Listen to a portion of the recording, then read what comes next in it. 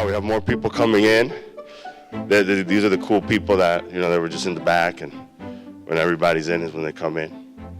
So they're going to be quizzed after.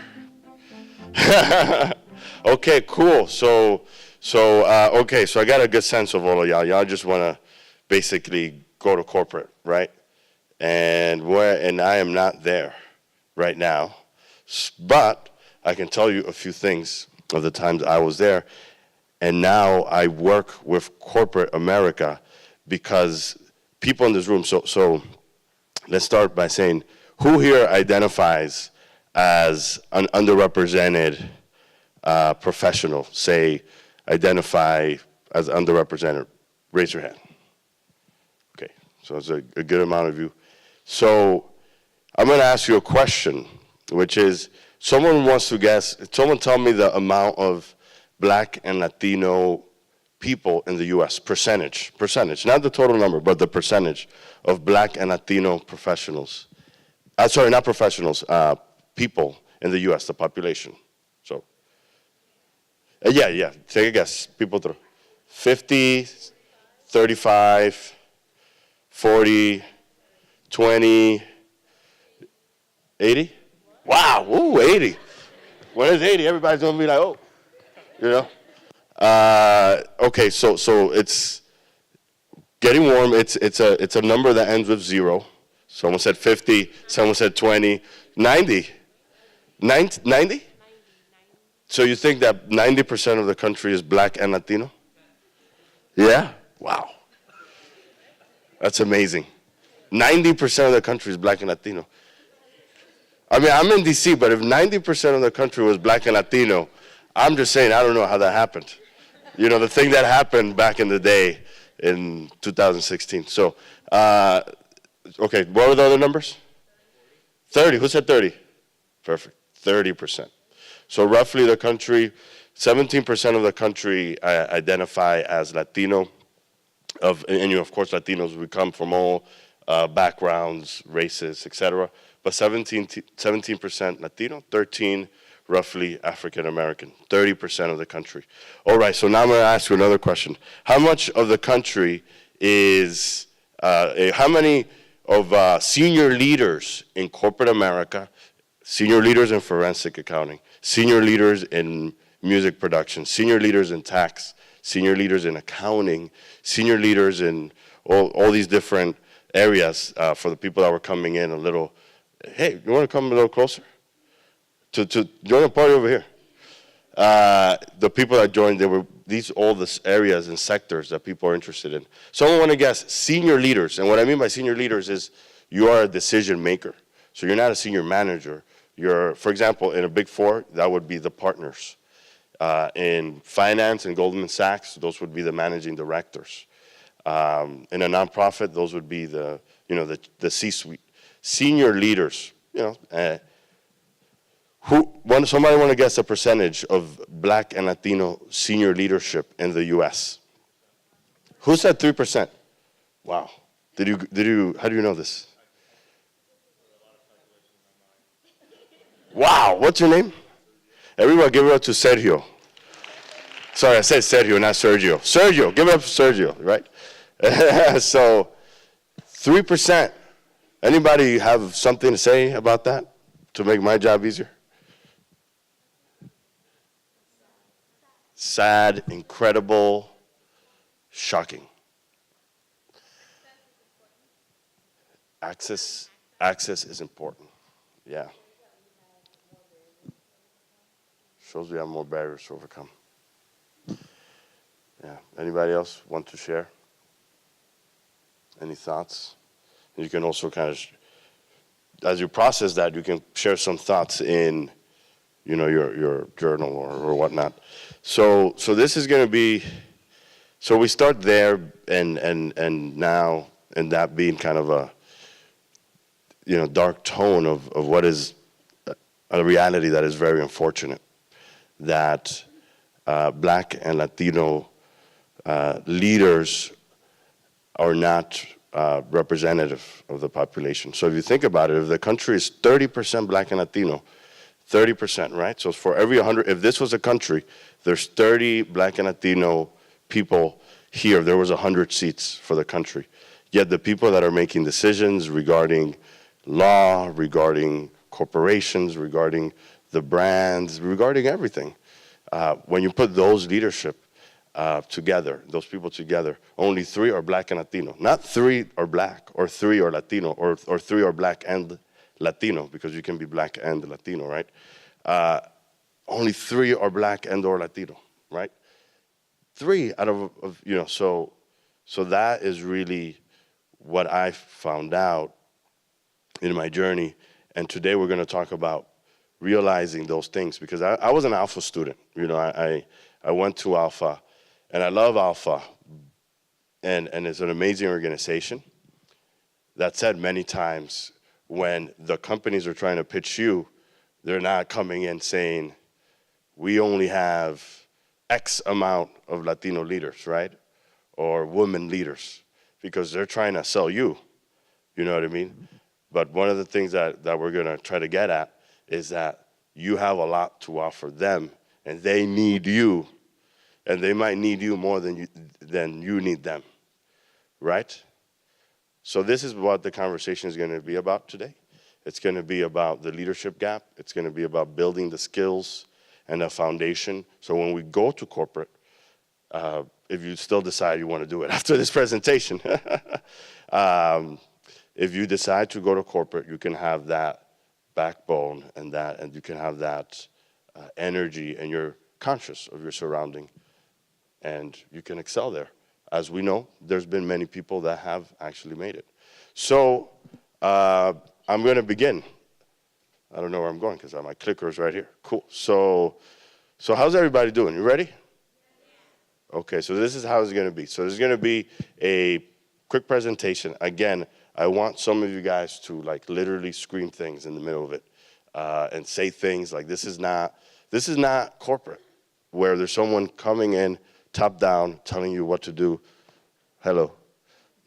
Hi, how's it going? So this is the way it should be, which is peer-to-peer and people learning from each other, because we all have a lot of beautiful things to offer. So I'm going to try to create an ideal that doesn't exist, right? All right, so it's going to be the presentation. Again, what is the rule? Someone wants to say it? Shout it out. Oh, my God, so good. Very, very good. So shout it out. That's the number one thing. Just make it interactive. Just say what's in your mind. And then after that, there's going to be some exercises during the presentation. And then after that, we're going to have a conversation, Q&A. I might put a few chairs here if some of you guys want to come, and we'll hang out until they kick us out, right? Okay, cool. So what time are you thinking of kicking us out? And I say thinking because 12:10 is lunch. Okay, perfect. All right. Okay, perfect. So it's 12:10, and right now it's 11:30, so we should be just fine. All right, so you ready? Yes. She's like, it's been too much of a disclaimer. Let's get it. Okay, so tired, angry, scared, alone. Oh, yeah. Invisible.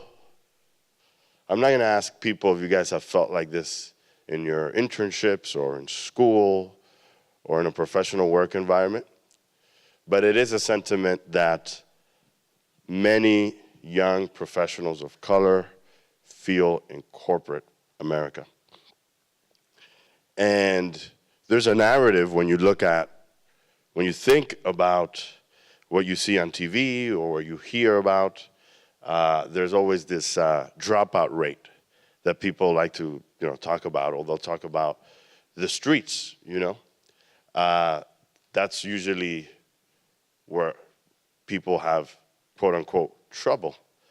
But actually, if you look at a lot of our upbringings and my story, I grew up in Queens, in New York City, and my dad was deported when I was 5 years old from the U.S. back to the Dominican Republic. I lived in an attic apartment. I slept in a bed with my mom until I was in high school, and I lived in one room, basically all my childhood until I went to college. And some people might look at that and say, you lived a tough life, sir, kid.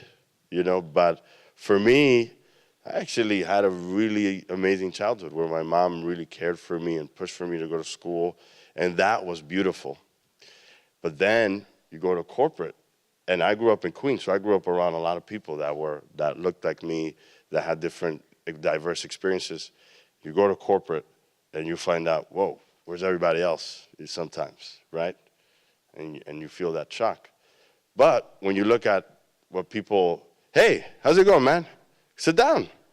Huh? Give it up for Alex over here. Good guy. So if you're looking for really good mentorship and support in New York City, hit him up. He's a friend and a great leader, and he's taught me a whole lot, right? So, so essentially, that's the shock, right? You're like, oh, there's problems in the streets. There's problems in schools. There's a dropout rate in school. Black and Latinos are dropping out of school left and right, yada, yada, yada. But actually, there's a professional of color dropout rate. So I'm going to ask you a question right now. So there's going to be two people that are walking in the door. They got a job at a major institution. One is white, and one is black and or Latino. So one is more likely to drop out. How much more likely is that person to leave their job compared to their white counterpart? So this is a question of, there's an X here. So is it 5X, 3X, 1X? Anybody want to guess? 3 times. Bingo, very good. 3X. So if the statistics show that if you're black and or Latino and you get a job at whatever major institutions, you're three times more likely to feel the things that we heard at the beginning of the presentation: alone, invisible, not recognized. And you're 3 times more likely to call it quits compared to your white counterparts. This is a tremendous challenge. And the interesting thing is that we started the presentation by talking about that when companies start a pitch, they're trying to pitch you.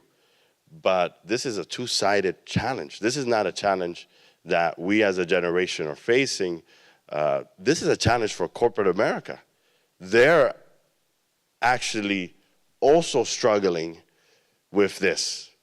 And it's in the chart behind me. So companies, when a professional of color or any professional drops out of their job, they lose what? What did they lose? Oh, okay. Someone wanted to say, what happens when you leave a job? What do companies lose? Well, one thing they lose. Shut it out. Money. They lose money, they lose time, they lose because they need to recruit someone else, right? And this is a tremendous challenge. So right here you have it.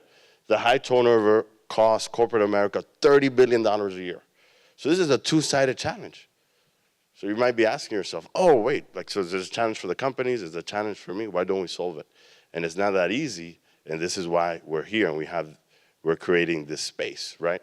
So one of my kind of experiences, and I kind of shared a little bit of my upbringing in Queens, but for example, one reason that I didn't at times, kind of feel that full groove, you know what I mean? Monday mornings, I was a summer intern at Goldman Sachs. On Monday mornings, I would show up to work and I'm excited, etc. And a lot of my colleagues would talk about weekend trips to the Hamptons or Cape Cod. And at that age, I had no idea what that is, and these are, nice weekend trips down here. But I was the guy on the top. I was lucky if I caught the Mets at Shea Stadium. That was my life. That was my upbringing. I was proud of that. But bringing that full self to work was tough at times, right? And this is my co-founder's story, who shares oftentimes that in corporate America, you can't just show up and talk about the killings of black men in America. And imagine if you did. Imagine the sense of safety that you would in this environment. So this is what we're trying to do with corporate and what inspires us. So I'm going to ask you another question, which is, shut out randomly the leading reasons that a professional would drop out of corporate America. Culture, okay. Feelings, burnout, not enough growth potential. Okay, so I got a few ones. So if someone were to ask you what is the number one reason, like the number one reason, what would you say? Like the number one reason someone leaves a job. Let's not use the word dropout. Let's use the word leave. They just left, maybe to go to another job, right? Tired, underrepresented. Can be themselves. And so you guys are very good, and I think it's because we already had a lot of the conversation so far.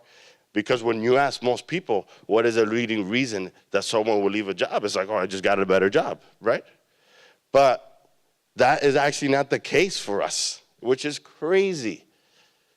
When you look at this study, which focused on tech, it's only focused on tech, so mind you, but there is similarities. The leading reason that a professional of color left corporate was not because they got recruited to another job or got a better offer at another place.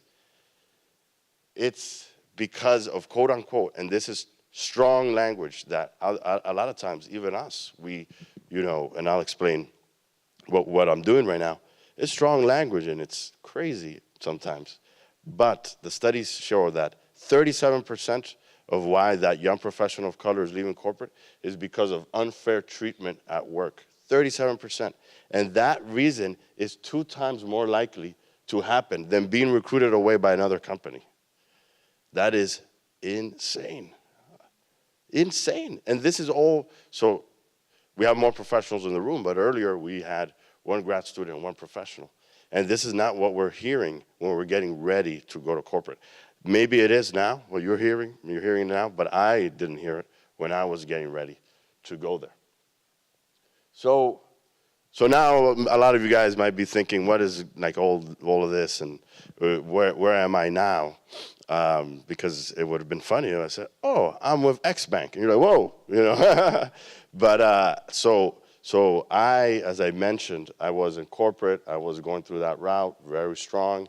And I noticed there was an opportunity, right? The companies were struggling with retaining talent. Young people like me were struggling to fit in and create the workplace they wanted to in those companies. So me and my friend at that time, who I was going to school with, we said, wait, there's an opportunity here. So we decided to be part of that professional dropout group, and we dropped out of work. And even though we're first generation, and my income as a first year, whatever, at whatever consulting company, would have been 5 times what my mom makes. I still said no, and I said, I'm really passionate about this. And we co-founded Project 99, soon to be rebranded to a cooler name. And we founded the company on the premise of, hey, we're gonna help corporations. We're gonna help Goldman Sachs, Accenture, KPMG, EY. We're gonna help them solve this problem. And we have been doing it all across the country, principally with our top client, which is SAP. And we've been doing workshops with them in Philadelphia, New York, Atlanta, Palo Alto, Seattle. And we've actually done our work internationally as well, in Chile, Mexico, Dominican Republic.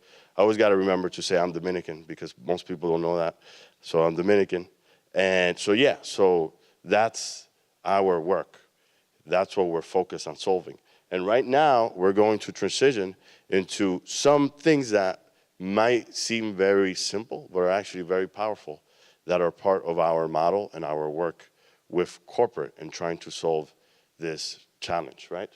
So it's right now we're going to do 3 exercises. So anyone here remembers my name? I might have not said it, or knows my name. You can't say it because you know it. Jose. Jose? Josuel? Josuel? Who said Jose? Is there, so far you have Josuel, Jose. I want to get some other more names in the bucket. Huh? Josh. Yes, Josh. Love that one. Keep going. Anyone else have an idea of what my name is? I want one more. I just want somebody to say some, let me see, like Juan. Oh, like Juan. Juan is good. That's a good one. So you see where I'm going. Juan, Josh, Joshua. Joshua. How you doing, Joshua? Doing well, sir? Joe, Jay. Okay, so actually, you're not going to be surprised that I've been called all these things. Juan, I don't know about Juan, but almost. I think one day maybe behind my back. So somebody see where I'm going with this? All right? Joshua. I mean, I remember when I was, in school, and it's like, they named me Joshua. My teacher gave me my name. And then it wasn't until I got to college, actually, as a freshman, that I'm like, Joshua was not what my parents were thinking when they gave me the name. So anyone have a name that kind of is like that? That is maybe a name that has been mispronounced or something. So what's your name? It's Maria with a J, I say, but they say if you're Marija. So we have Maria, whose name is not Marija, right?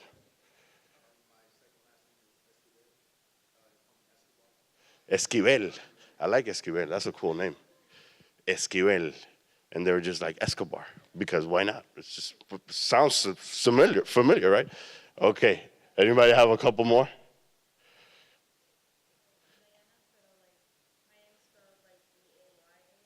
Oh, said Diana. Diana. Okay. Gotta be one more. There's not a Porfirio around here? Ivania. Vanya. And they instead say, what do they say usually? Vania.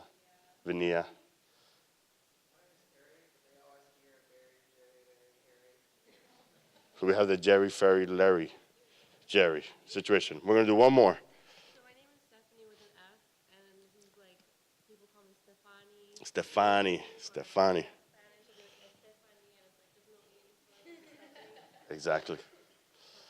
Exactly. So y'all get it. Y'all get the struggle, and it's gonna happen. And my co-founder's name is Yul Kendi. So she came up with this activity. So when we do this talk, she makes everybody get on their feet. Everyone get on your feet.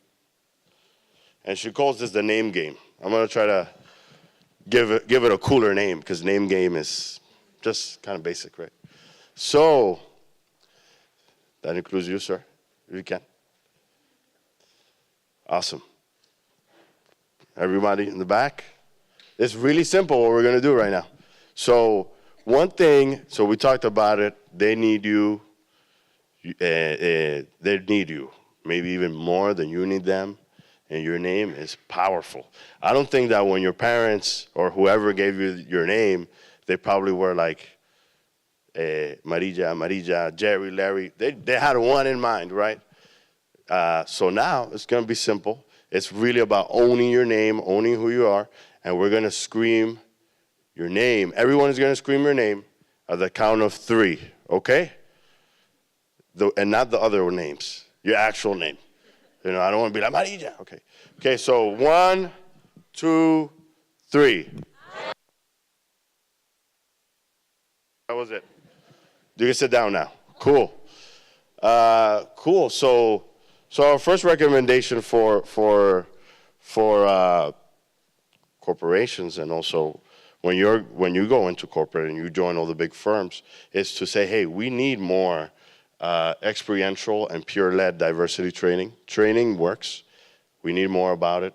We need to create these situations, right? So at a high level, that's kind of the idea there. So there's the name. So remember, your name is very powerful, and don't be afraid to tell some people, hey, if your name is Josuel, for example, I might have been, my name is Josuel, and by now I might have been Joe, because it might have been, edited, right? So that's one thing, right? So here we have, understand the past, but redefine the future, all right? So here we're going to do something different, all right? Usually we do this with music, but I don't think can you guys put a song right now, if I were to just say put a song? Someone wave at me or scream. Probably not. Yeah? Oh, he was using his phone. No worries. so this is going to be, it might be more concentrated here on the people in the center. But we're going to be a quick activity. You're going to introduce yourself to one person. And you don't have to stand up for this one to make it a little easier. You're going to introduce yourself to one person. And if it's three, it could be, this group could introduce yourselves.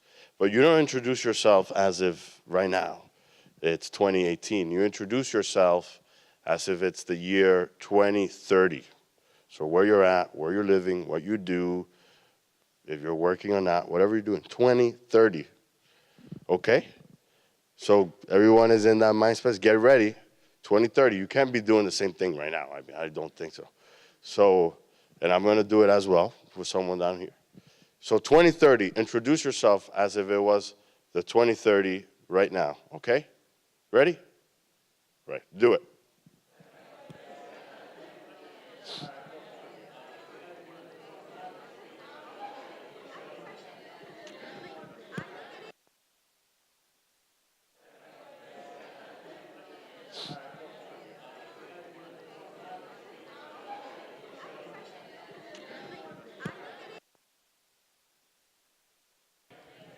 See some good conversations.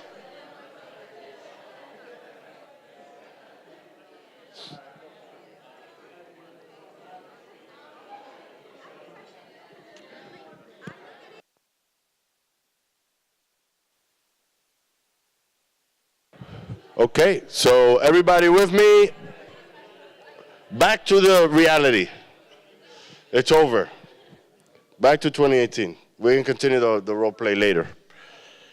So why do we do this? And usually we do it with music, and we do it with our senior leaders in corporate America. We do it with the senior leaders, right? And we bring everybody to 2030. Is when we look at, really tackling this problem, this challenge, it's really about putting yourself in the future and thinking about the future, because right now we're not there yet, right? So what is, if you're small, especially if you join like a small company where you have a lot of responsibilities, it's like, what is this company? What can it look like a few years from now in terms of this, change? I'll take the questions at the yeah, go ahead. The way I saw it was like in 2030, like we're losing our communication skills and we won't be doing what we do now. Oh. But you might be able to change that potentially, right? And push for that interaction, right? So and to solve, when you look at diversity, you also need to also have a goal, right?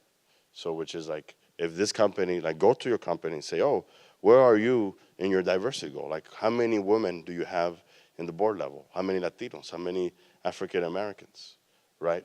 And what is the goal? And what is the number? And if they're shuffling, that's an opportunity. Of course, you can also elect to just focus on your job and demonstrate leadership in other forms. Just because you're Latino or African American or a woman or another underrepresented group, LGBTQ, doesn't mean that you have to carry the burden of, solving the entire problem too. So that's another thing. So that's the future. So that's just a photo of what the future could look like. So now we would transition to a very key point. Very key point. This is that usually we do this in a very interactive setting, and there's more opportunities. But we're going to do a game. So when you have a group, right? So if you have 4, 5, 3, try to create groups of 4. And try to create like a little mini rock, paper, scissors tournament. And if you lose, you're going to cheer for somebody else, okay? All right, so you ready for this? I want some winners, in this thing. Okay, it's going to be quick. All right, just go for it right now. 2 minutes. Really quick.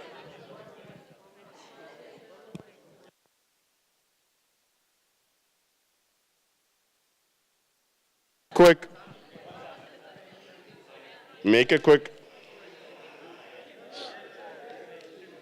All right, so this group is done?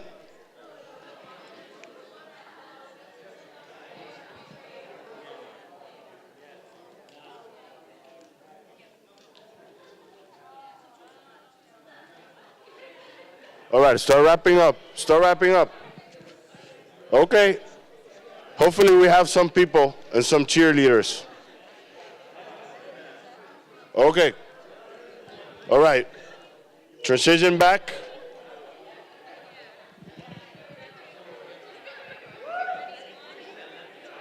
Thank you.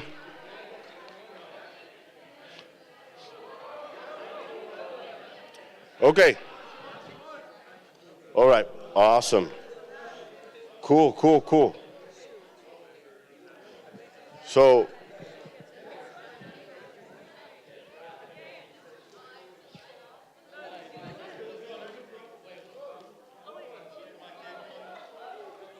all right, all right, all right. Let's wrap up. Let's wrap up.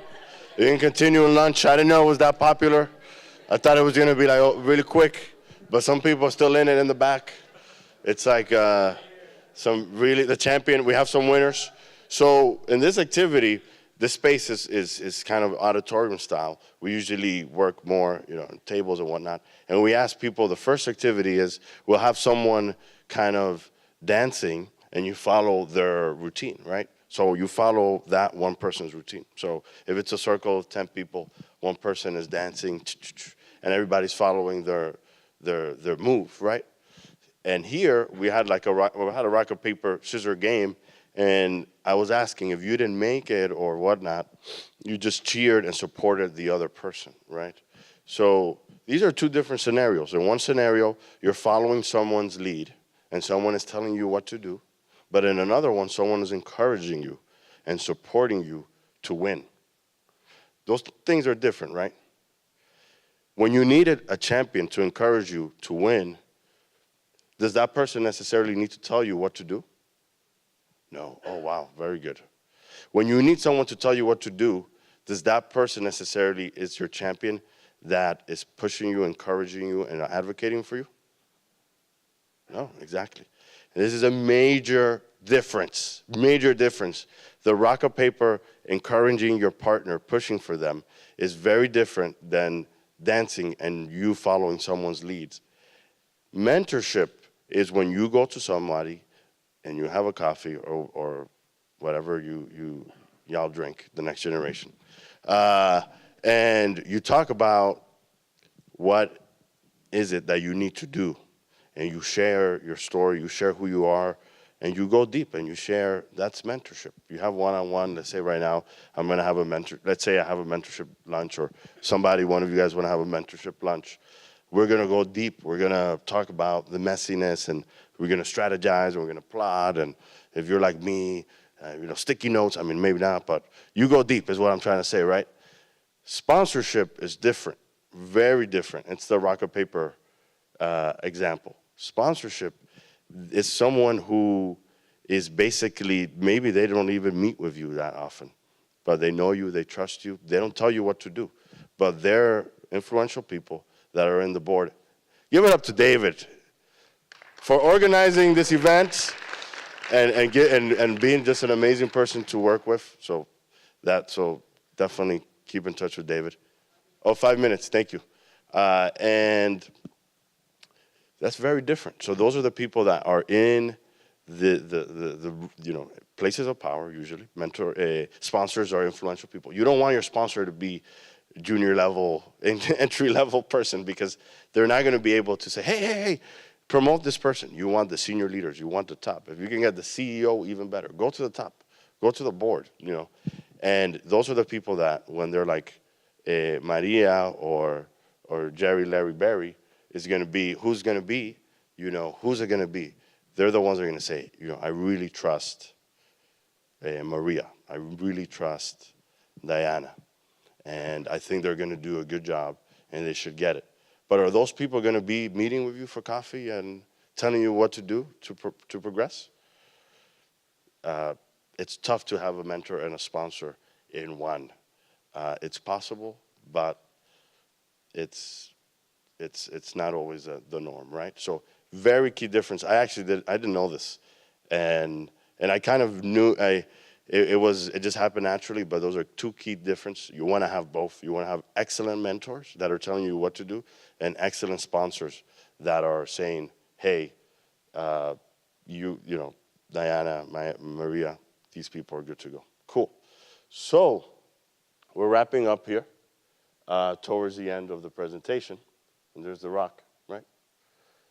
So we're going to wrap up, and then we'll do a quick Q&A, and then we'll transition to lunch. And I'm down to talk to all of you guys as you enter your journey in terms of entering corporate.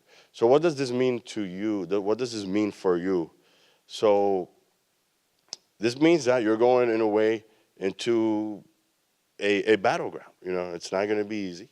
If you go into corporate America, you're going to enter a company whose leadership does not look like you, and whose young millennial talent is dropping at exponential rates, not due to a better opportunity, but due to lack of a culture fit.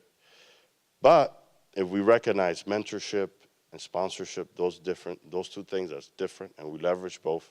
If we say our name and we say it proud, and we walk in like we belong, because remember, it's not who needs who, they need you, right? If you have that presence and you act like you belong, that's going to be attracted. People are going to be attracted to you, because this is an exchange. They're not giving you an opportunity, you're also giving them an opportunity. Then you can actually, succeed, and you can actually grow in the company, right? So this is why we do these activities with the name and envisioning the future as well and what it could be like. So, and you ask yourself, okay, this data is tough, but actually some people have made it all the way to the top, and that can also be you, right? Despite the headlines. So folks like Ken Chenault, the outgoing CEO of American Express, right? Or Ursula Burns, the outgoing CEO of Xerox. So you're not alone. There's others that have made it, but there's just not enough. So this is an opportunity for you, right? So thank you very much. I'll take a few questions, and then we'll go to lunch.